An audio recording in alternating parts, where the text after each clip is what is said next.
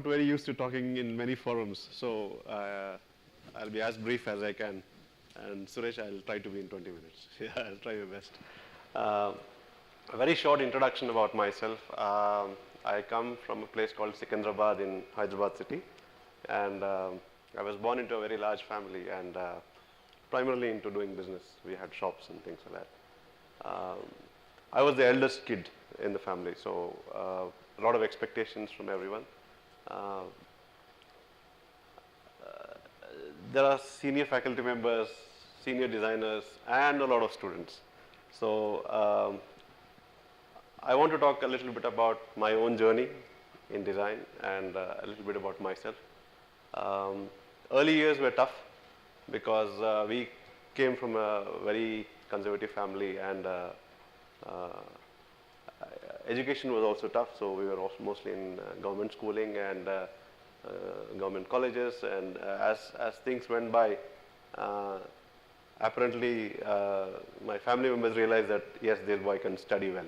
So so that's how it started, and I got my seat into engineering, and I started doing my engineering from Osmania University, the best private engineering college.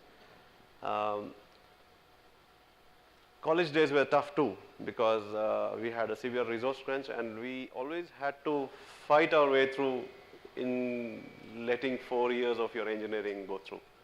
And I don't think I would be standing here without the help of the friends who let the 4 years pass by seamlessly.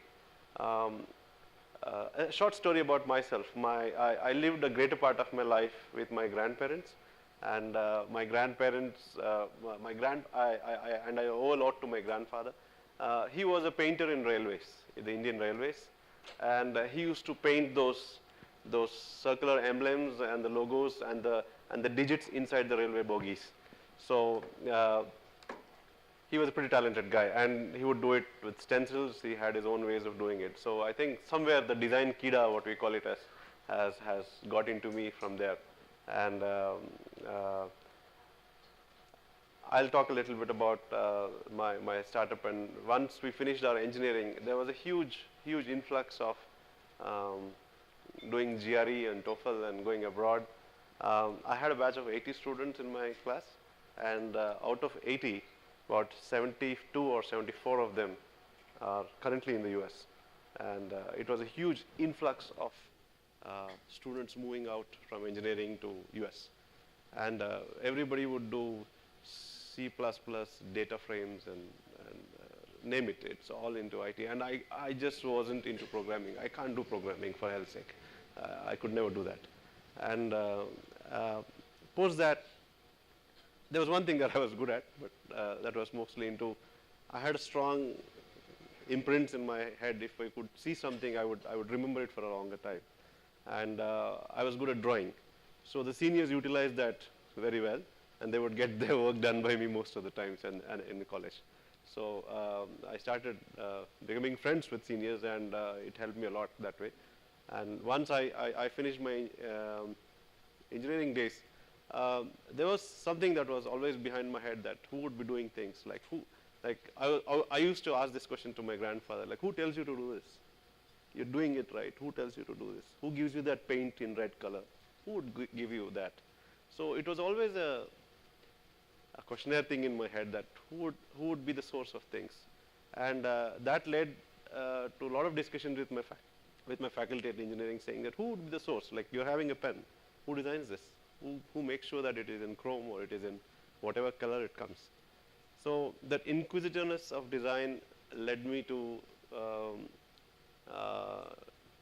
start looking for sources where I could design things. So one of my faculty members advised that, yeah, I think there is some place in Ahmedabad, I remember briefly. Why don't you try for that? It's called some design something. So in NID, there were 4 options. Option 1, be the part of the mainstream, get your way to US through writing GRE and TOEFL, get your way there. I was not very good at English. I could barely speak English during my engineering days. Second option was, I had a job from Hindustan Petrochemicals after engineering as an intern, that you could just always go on a rig and work. It's not a problem. You'll always get a job. Third was I apparently had written the NID entrance, and there was a letter saying that you have called for an interview. And fourth was a master's course in machine design, because I was okay with the drawings and design. So I told these options to my friends, because all my friends were anyway going to the US. They did not have a second option in their head.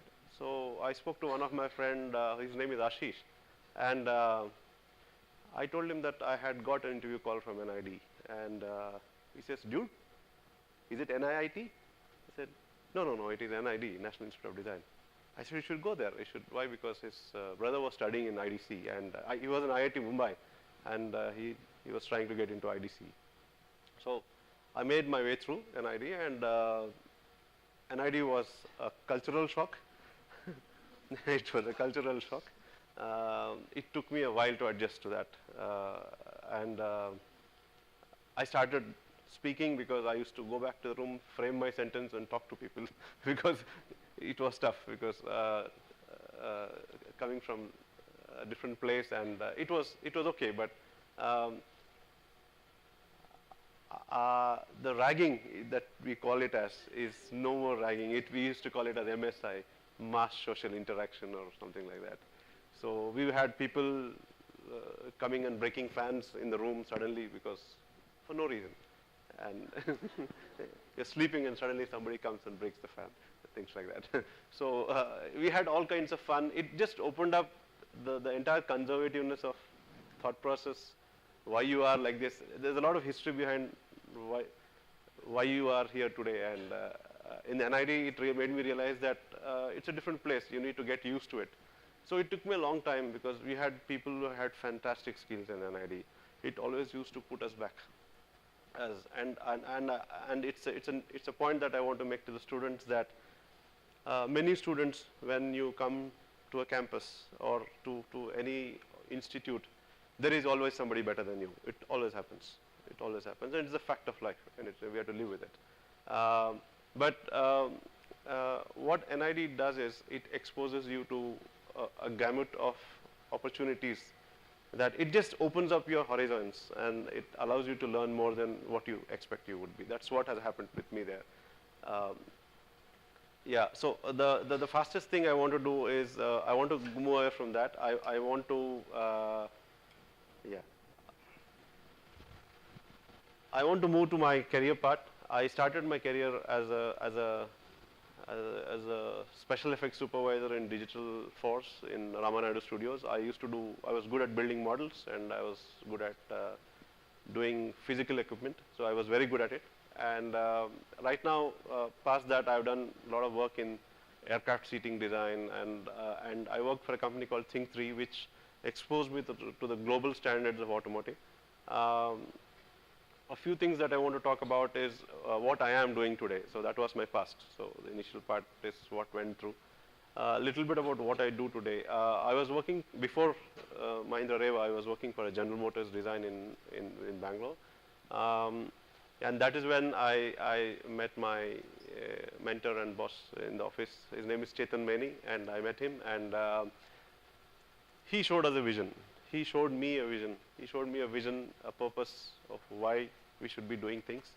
And it's interesting to know, and when Bala said you can come and talk and do a short presentation, I said I don't have something to present, but I just want to show what we do there, so that people find reasons to find ways of doing things better. Because there is always a myth in automotive industries, fancy sketches, fancy renders. There is a hard truth to life, and there are a lot of realistic things that we can do, and we can still succeed in doing so. I want to take you through a quick presentation of what we do today at our work. I'll keep the ending for more conversation.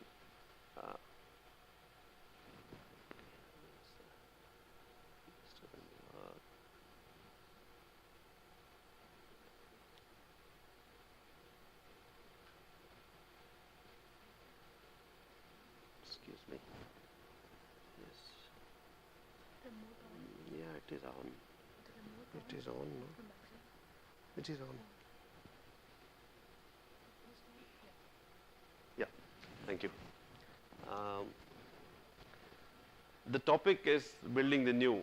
There is a lot, 100 years of automotive history that is already in place, and even if you want to move a pencil from point A to point B, there is history books to do it in a certain way.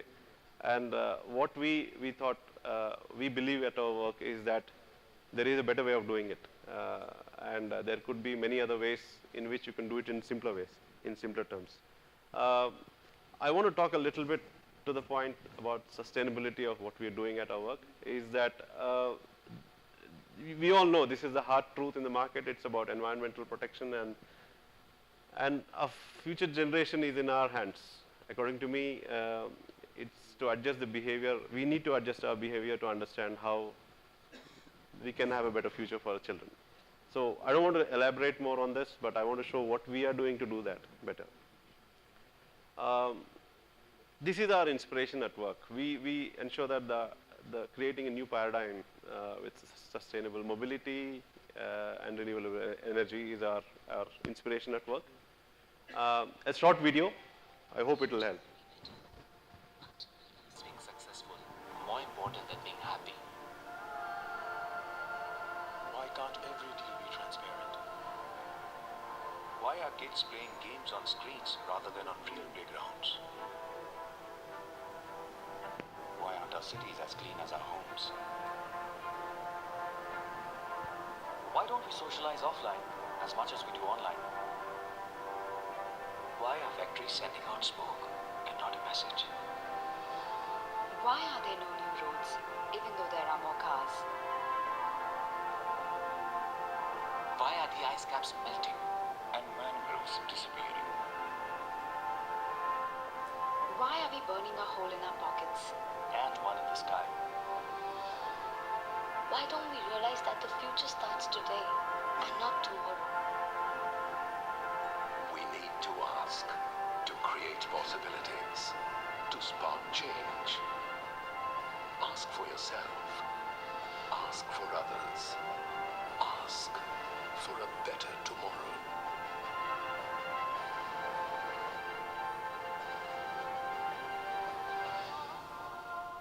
So this was a short campaign we had created before the launch of our product, the Mahindra E2O, and it is basically to be responsible for what we are doing today. And each of us are a part of this expression, and we face it every day when we are in town, when we go back home. You would see all of these situations. What we do is, in short terms, I'll be very fast at this point, so that in the philosophy of sustainable design, it's important that we be careful when we start doing something, when we finish doing something, when we start using that product, and we want to end the life of the product. So we want to be clear there. So we do a lot of things. That is typically what technology has been doing, that the process in which low-cost, low-volume cars are made were elementary in shapes earlier.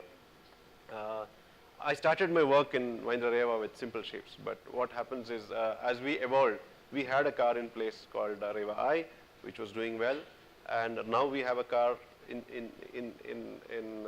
the call of Mahindra E2O. But what is important for you to note here is, we as designers can add value to the product.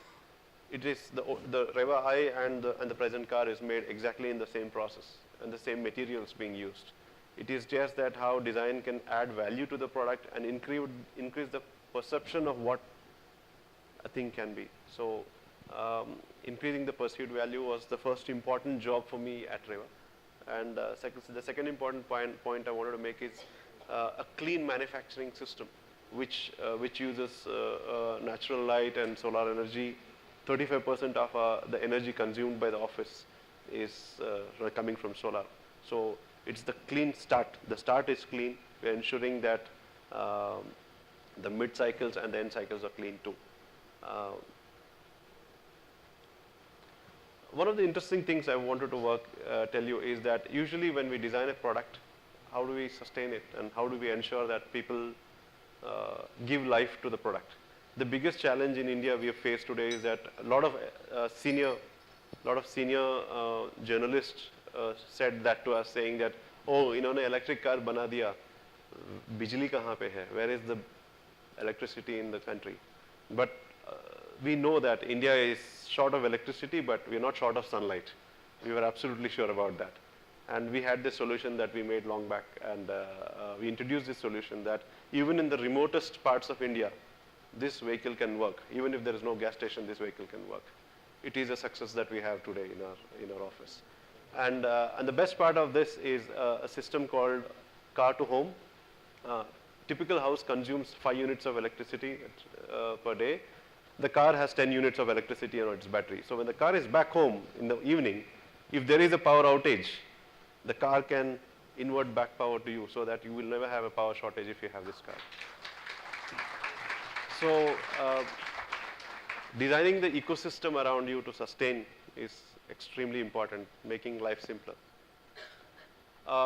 The next thing that we work in our team, we have a very short team of 4 designers who work in the area of styling and design, is creating systems for product use, in the sense like, I have a very simple question to ask you. We have so many people here, a lot of people have come in their cars.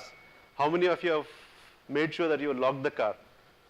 So it's always a challenge that you will have to go back to lock your car. Today we have applications like this which can lock the car no matter where you are. And it also gives you messages if you don't lock your car. So building intelligence into the ecosystem so that you're moving to the next level. We have a point on empowering people to do things on their own. Many a times, especially women, feel a little uncomfortable talking to strangers, going to a petrol station and talking to people that they don't want to. So empowering women to do things on their own and empowering individuals or customers to do things on their own. We have built-in videos, how to change a tire, how to troubleshoot something. If you want to read something about the car, you could have your scanned paper documents about your license. It is not always necessary that you carry your driving license. It could be inside the car in the infotainment system. How simple is that? It's a JPEG image anyway. So we are thinking in the future and making life a lot simpler for people who use this car. We're taking safety very seriously, because we have had situations like this in Mumbai where the cars were sunk. So that's a salt spray test where you sink the car. It's a very safe car. And a lot of things to do with plastics and safety and infotainment systems that we work on, which is basically making sure your My Car information, your DVD navigation information, and the information coming from the media, which is all these things should be seamless. Otherwise, they'll look like 3 different companies for us. So we've been rated among the top 50 most innovative companies in the world, and the credit goes to Mr. Chetan Maini and the team of Mahindra Reva, who worked endlessly for this. That's the small team of 4 designers on the bottom. And what we're doing next is more. We have come here on a long journey, and we want to move forward to the next level. And this is our next level. It is about a product called Halo. It's about all fun and no guilt. This product has been showcased in the previous auto show. This is our vision concept in terms of making products a lot more cooler and working further with, this was the Delhi Auto Show where it was displayed. And it has a much more higher level of interaction and interface with products and people. And the most important focus is reducing attention span inside the car, because you shouldn't be seeing inside, you should be seeing outside on the road while you're driving. So making life simpler. So all these display and control systems are being designed for that kind of application. So I just wanted to end this small session by saying that what defines us is our past. Like a lot of things we are today is because of our past, but what we are defining today in our office and at our work is surely going to define our future, how it works. Thank you so much. Thank you.